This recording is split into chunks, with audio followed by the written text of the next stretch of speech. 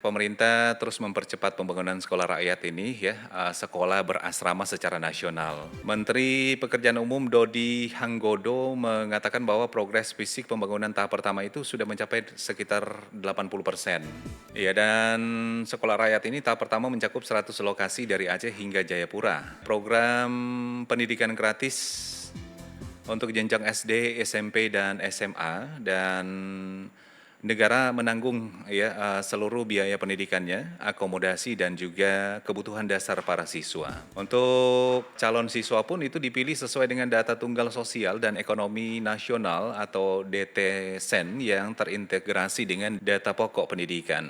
Dan pendengar, program Sekolah Rakyat dimulai pada 14 Juli ini. Sebanyak sudah sekitar 9.755 siswa yang menjadi angkatan pertama menempuh pendidikan berasrama. Dan terkait dengan program Sekolah Rakyat ini, pendengar, keberadaannya salah satu upaya pemerintah menyiapkan generasi unggul menuju Indonesia Emas tahun 2045.